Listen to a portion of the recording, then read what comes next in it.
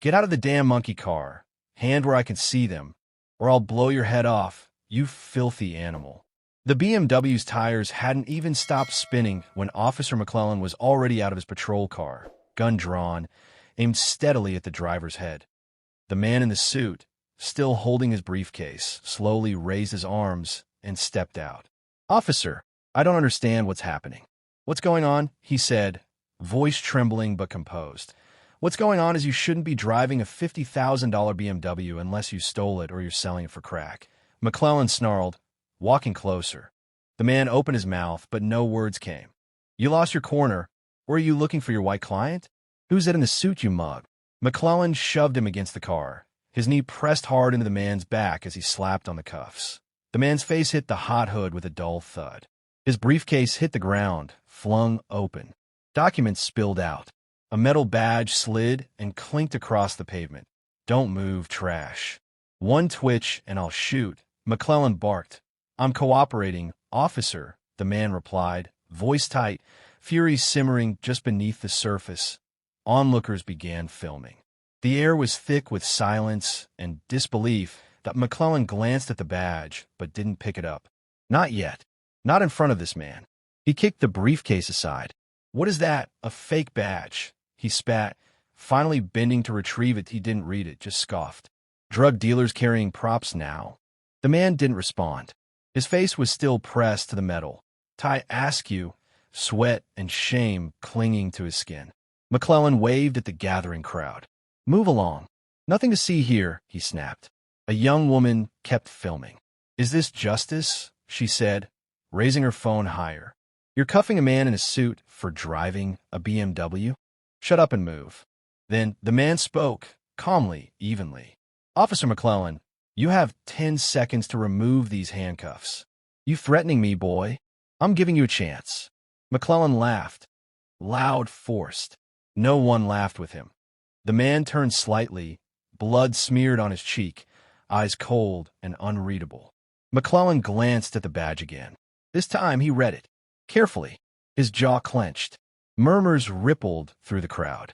A black man, cuffed in daylight for no reason, and suddenly the cop looked different. Uneasy, still, McClellan held his ground. "I don't care who you are. One more word, and I'll put you down like the slave you are. You hear me?" The man's voice didn't waver. "You know what's sad, officer? This isn't even original. Same tired routine. Yell, humiliate, abuse. Do you feel powerful yet?" McClellan stepped closer. Their faces inches apart. "You think this is a game?" "No," the man replied coolly. "I think you've already lost. You just don't know it yet." The words hit like a slap. McClellan's face contorted, rage swelling behind his eyes. "You don't know who you're talking to," he hissed. "And neither do you," the man said without flinching. That McClellan couldn't back down. Not now. He shoved the man again, harder. "Last warning. You talk again, you're going to the ER." The man let out a dry, pitying chuckle. "And you still think you're in control?" The officer's vision blurred with anger. His hand hovered near his holster. He needed to end this, to reclaim control. "You feel like a man now," the man continued, voice still calm. "More white? More powerful? Then finish it. Or are you afraid of what happens if I make one call?" McClellan's nostrils flared. "You think you can scare me with a call?" The man's gaze didn't shift. "It's not a threat. It's a window. A small chance for you to back up and think." "You got 60 seconds, McClellan growled. "Then you're going down hard." He removed the cuffs roughly. The man rolled his wrists, straightened his jacket, and reached for his phone. McClellan leaned against the patrol car, arms crossed, eyes fixed on him. "Go ahead. Let's see who picks up." The man scrolled. His screen lit up. .1 contact. Director G. Ramos, Internal Affairs. McClellan saw the name. His heart sank. The phone rang once. Twice. 3 times. "Ramos, it's me." There was a pause on the other end. Then the sound of an office shifting, papers dropping, fingers halting over keyboards. "Where are you? Are you okay?" McClellan's blood ran cold. Something was unraveling. The man stepped forward, holding the phone steady. He didn't look at McClellan. He didn't have to. And just as McClellan began to open his mouth, "I'm at the intersection of PH 3 and 1st, detained for no reason," assaulted in front of witnesses and cameras. I want you to take note of Officer MC, badge number. He turned his head slightly, locking eyes with the patch on the officer's chest. MC's pulse thudded. Something about this man's voice, the calm precision, cut deeper than any threat. 53841. The man finished at a long pause followed. Then Ramos's voice, sharp, composed. Do you want us to extract you? The man's reply was calm. No, I want you to watch. Record everything. This minute belongs to him. I want to see how far he'll go when he thinks no one is watching. MC took a half step back. Not fear, reflex. His brain tried to compute what it couldn't reconcile. The target was no longer prey. Who are you? MC asked, voice lower now. The man slid his phone into his jacket pocket, then looked at him with a strange mix of pity and steel. Someone tired of this exact moment. MC clenched his jaw. Humiliation burned his skin. His authority was slipping, and everyone could feel it. He grabbed his gun again, raised it, hands shaking slightly now. You think you're better than me? He shouted. You wear a suit and think you're clean? You're all the same.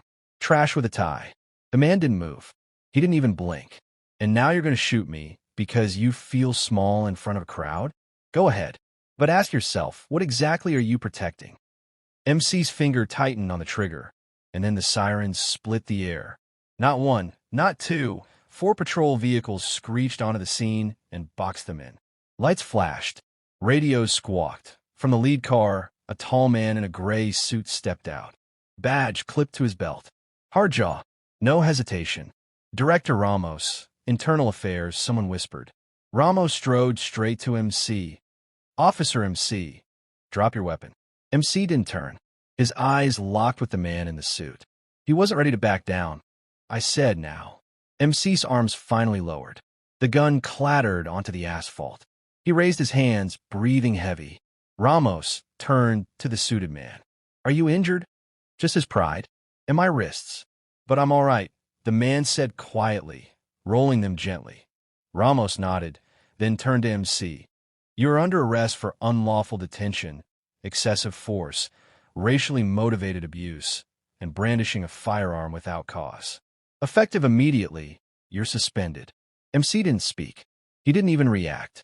The silence around him grew louder with each second. He looked around, at his fellow officers, at the phones still recording, at the civilians watching. No support, no allies. The suited man gave him one last glance. Remember this moment. Not for me. For everyone else, you did this to when no one showed up. 2 officers moved in. One cuffed MC as Ramos gave the nod. You have the right to remain silent.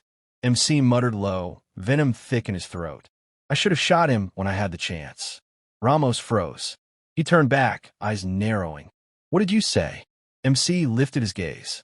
The defiance was back, but it had lost its bite. You heard me. If I'd pulled the trigger, no one would have questioned it. I'd say I feared for my life, and everyone would have believed it. Happens all the time. And that, Ramos said evenly, is why your badge is nothing more than scrap metal now. MC didn't respond. His voice had drained out with the last of his illusion of power. They walked him to the car. The crowd murmured. Someone shouted, Now you know. The suited man watched silently from the back of the Internal Affairs car.